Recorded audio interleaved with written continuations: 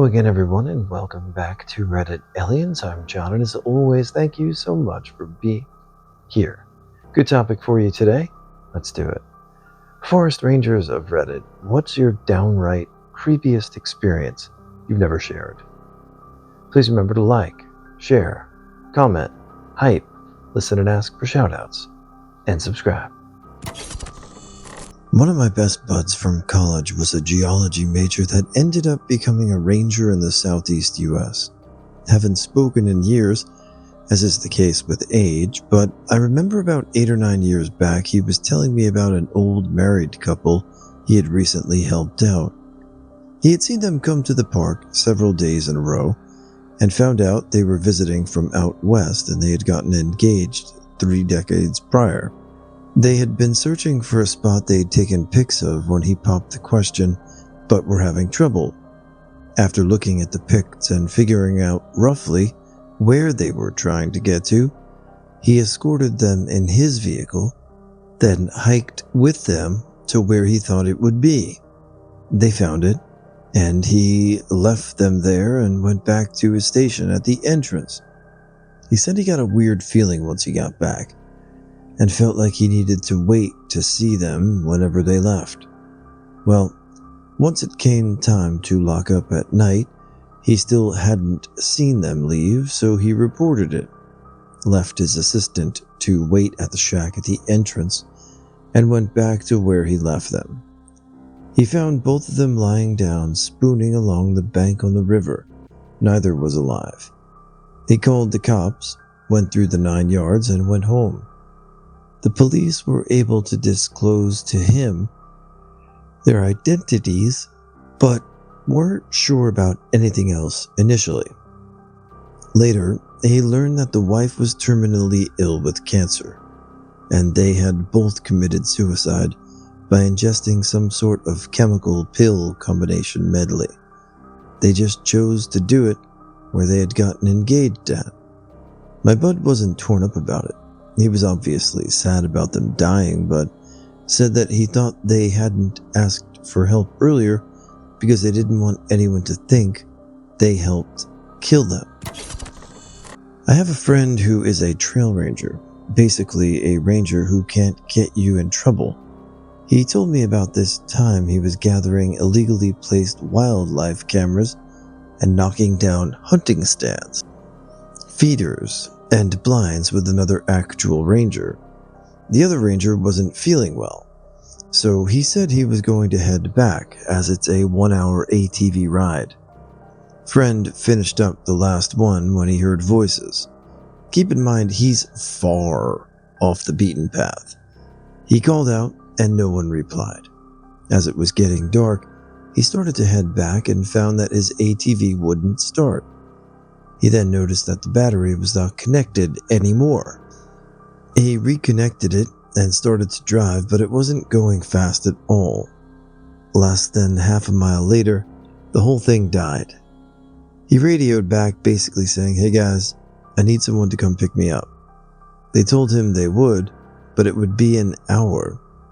He asked if the other guy got back and they said no. He settled down and started a small fire. But before long he heard voices again. It's dark. He's not happy. The voices sound like an argument now. Someone was angry and yelling at someone else, who sounded more scared. He called out and asked if anyone needed help. The voices didn't seem to care. He guessed they had to be less than 1,000 feet away. He radioed again and they said they were having trouble finding what path he might be on and hadn't left yet. He asked them just to get the other ranger to tell them about where they are because he left with the iPad that had the map. They said he still isn't back. About 3 more minutes go by and he hears the voices start up again. He decides to walk to them, hoping maybe they can stop being drunk assholes and maybe have a map. He walked in their direction, but the voices seemed to be getting further as he got closer. Finally, after 20 minutes, he gave up and walked back. He got a radio call, and they said the other guy was found passed out covered in vomit and was being taken to the hospital. But he crossed off everywhere they found a stand, so they have a general idea where he is. Then the radio died. Then the voices came back. Bored out of his mind, he decided to listen to what they were arguing about, picking up things like, "Well, it wasn't yours to take. I don't care. You knew better," and so on. His guess was 2 hunters arguing over a kill. Then he heard the one shout something unintelligible, then silence, then bang, a gunshot. He doused his fire and hid. After that, he heard nothing, just his breathing for the next half hour, until he saw ATV lights. He told the guy picking him up everything, and they called back. They had people looking for 3 hours and found nothing. They came back the next day with police and dogs.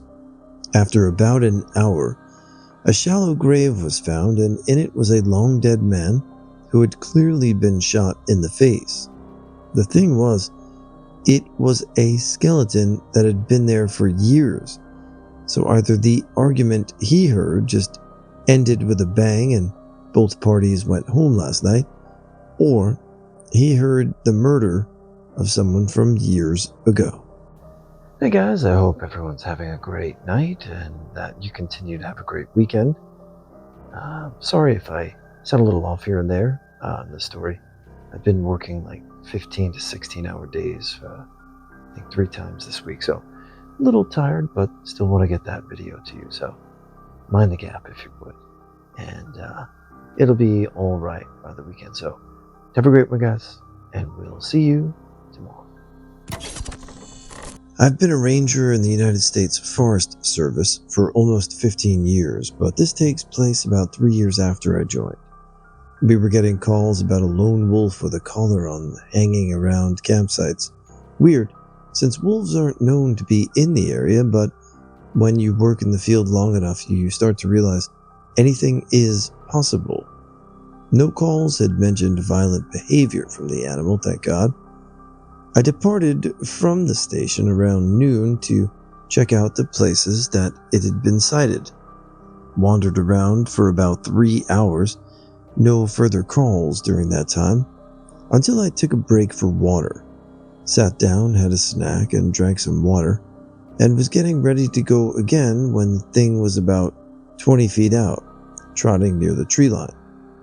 It seemed friendly, and had the collar, so I whistled to it, and it came over to me. Getting a closer look, I could see it wasn't a wolf. It was huge, but it was dark and didn't have the right body structure. Though I could see why it would be confusing, because from a distance.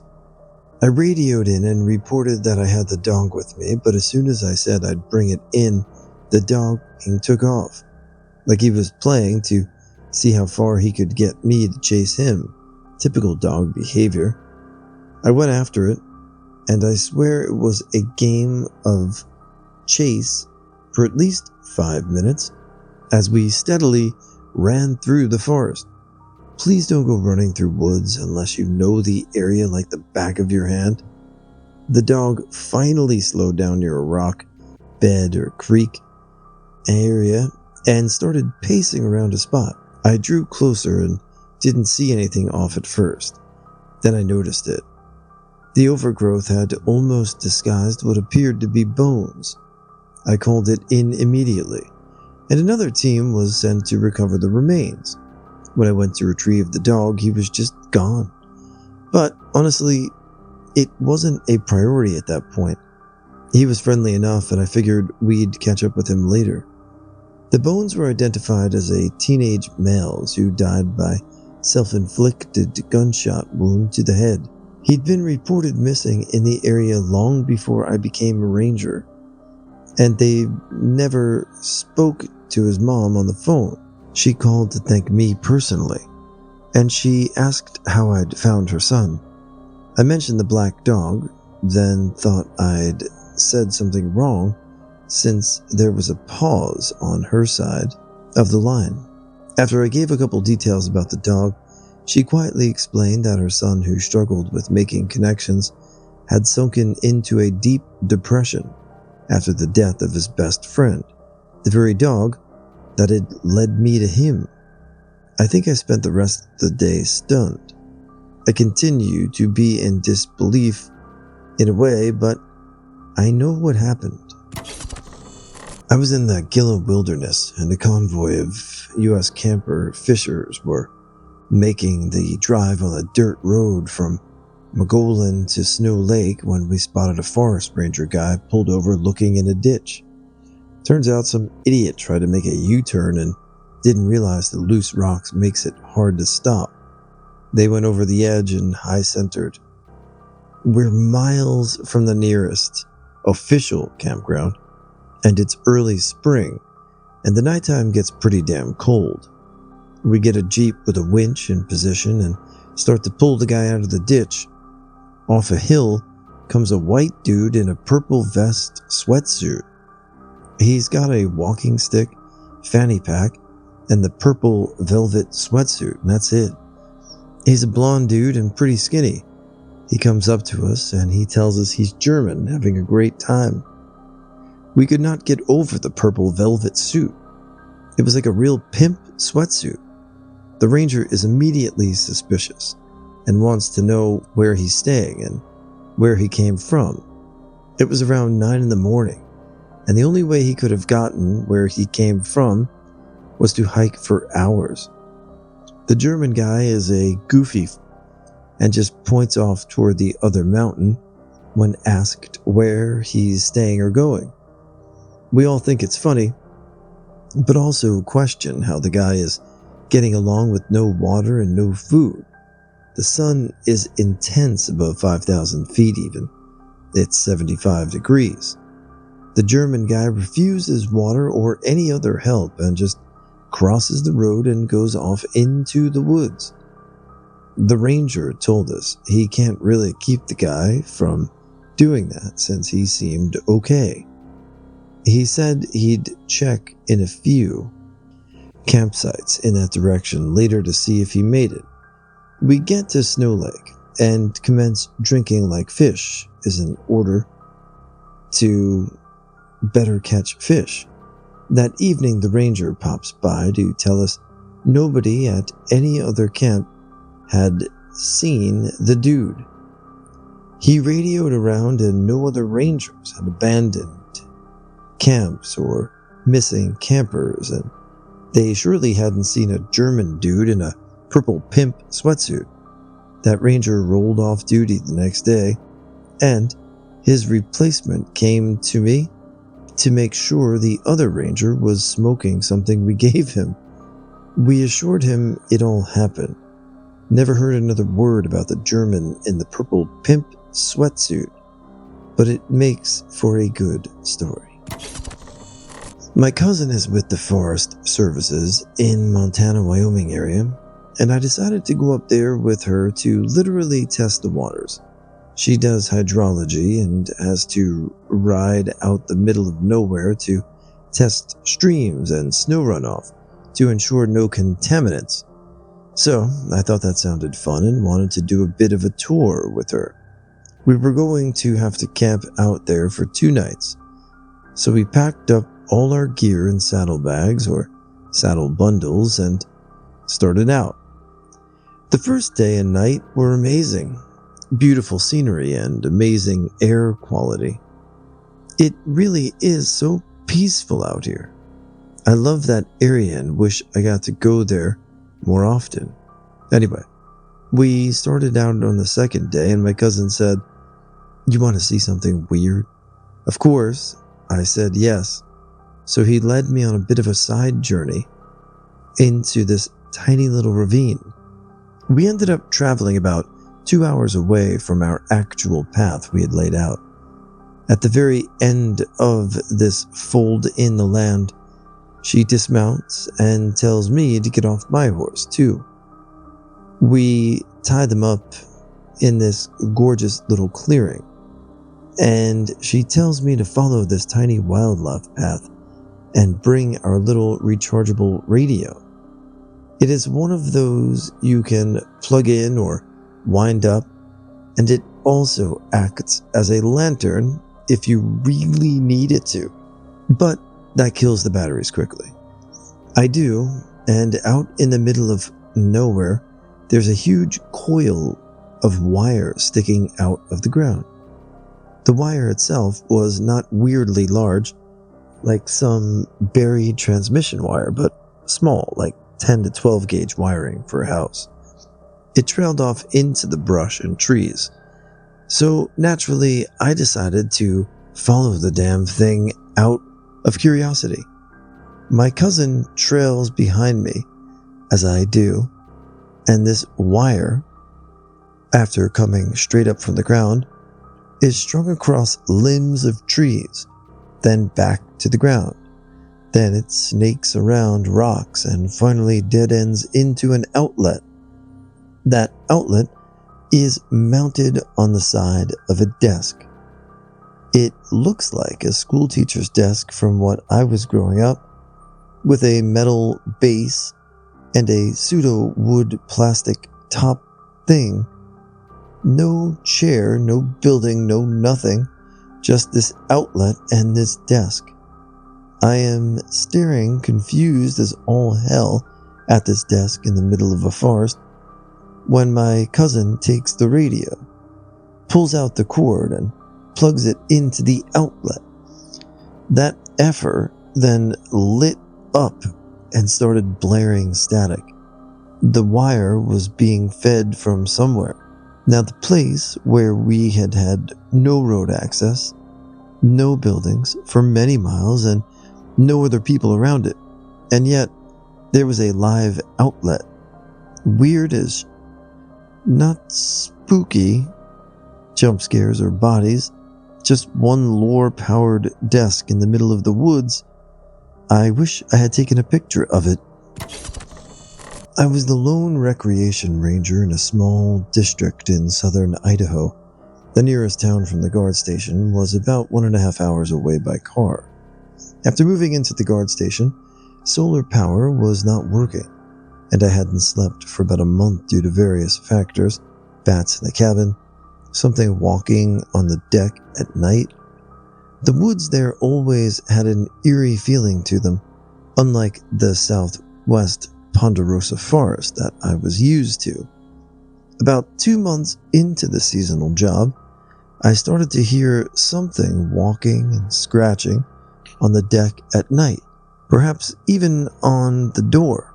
Now, this district was known for its badgers and beavers, so I didn't think much of it.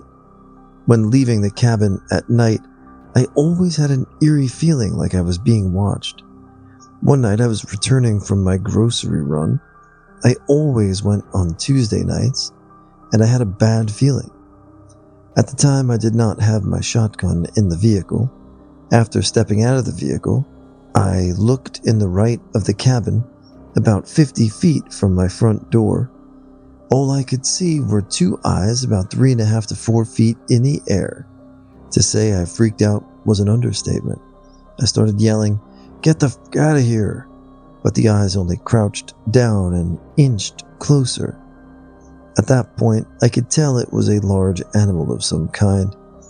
Definitely not a coyote. I tossed a piece of firewood in the general area, and the creature leaped back a bit but did not make a sound. Tossed 4 or 5 more pieces, and the creature still inched forward. At this point, I fumbled with the keys, of course. The f***ing solar power was out again. I managed to get inside and grab my shotgun. Technically, you're not supposed to have guns in government housing, but who the f*** lives in the hill-have-eyes backcountry and does not carry? Went outside. The creature was a bit closer. Still could not get a good look with my shitty headlamp.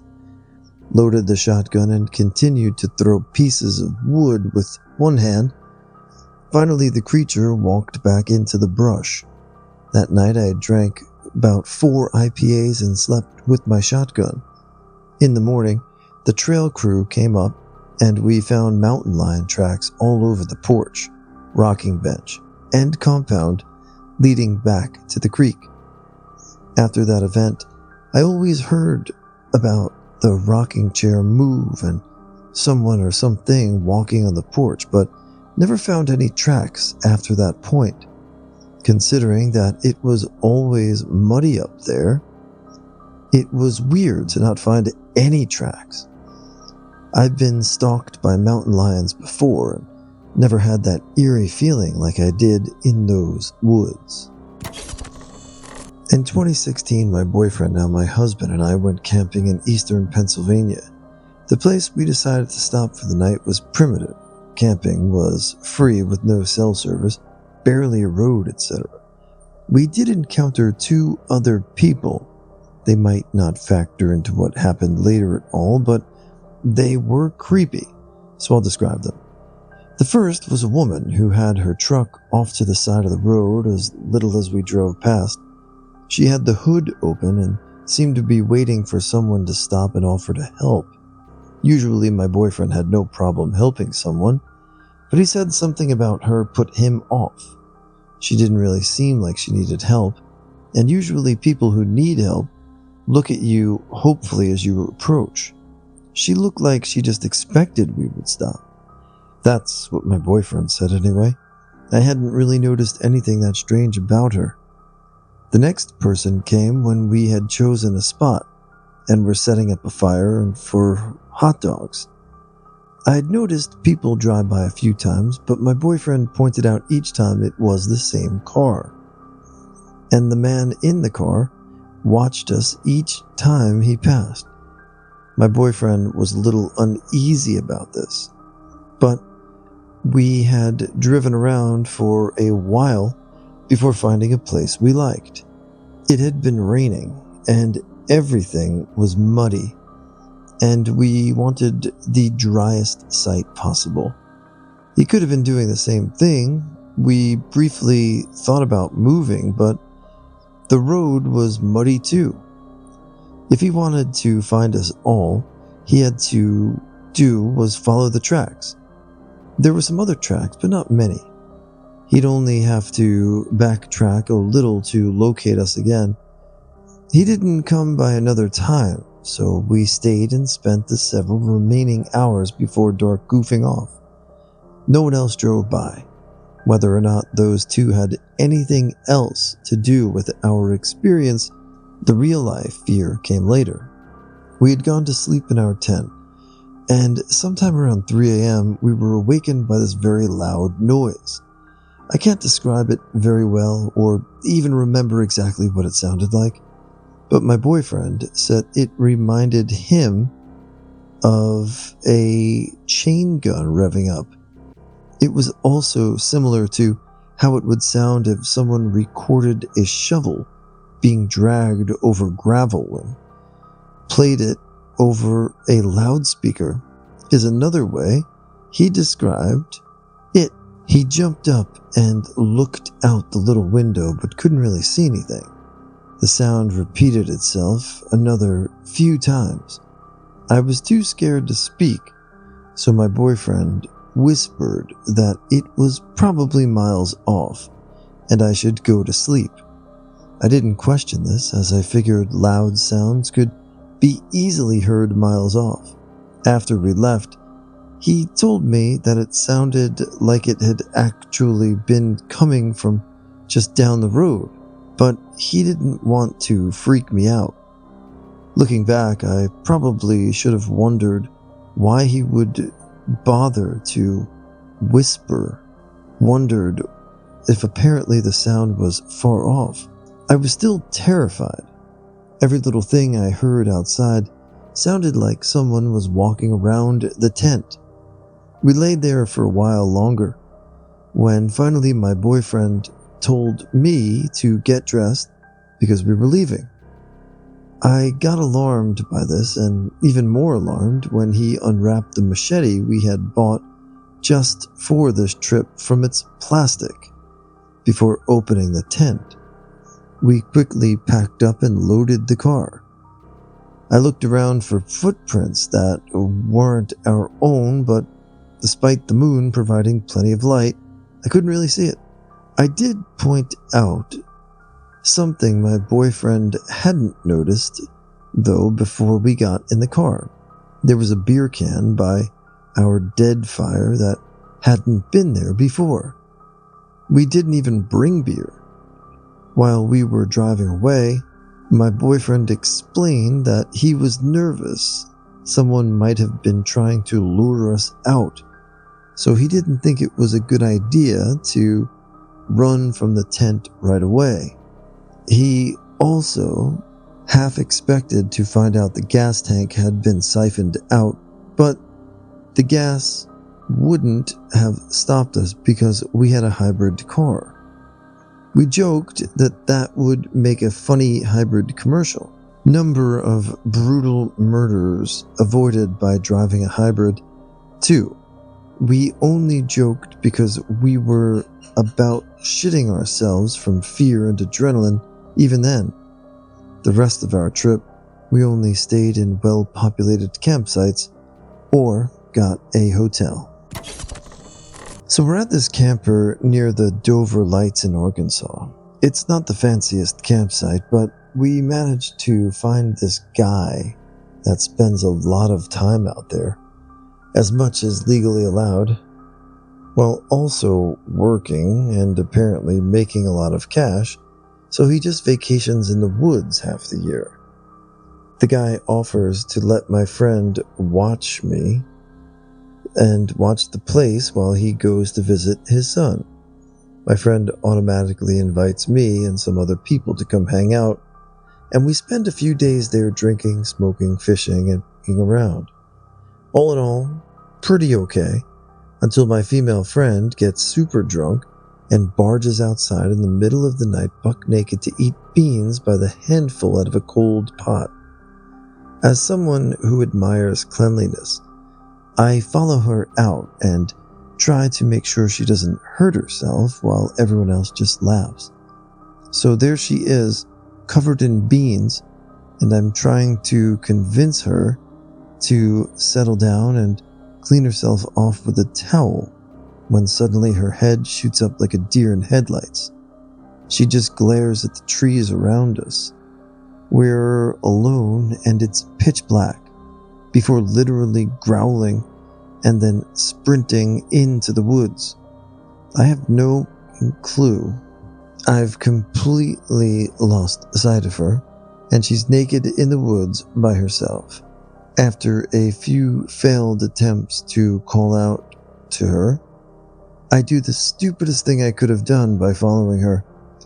About 5 meters in complete darkness, I look down and see a faint light from someone's phone. Picking it up, I see it's in camera mode. And there are pictures of us, very recent pictures, all in creepy night vision mode, with some looking like they were taken from the window of the camper. And the last one is of my boyfriend, running directly toward the camera. Realizing what happened, I delete the pictures and drop the phone on a rock, crushing the screen with my foot. Still unable to find her and freaking out, I double back to the camper for help, only to be naked. Carrying her back inside, I let her boyfriend towel her off, and they both pass out, spooning on the bottom bunk. I never told them what really happened, but she didn't remember in the morning.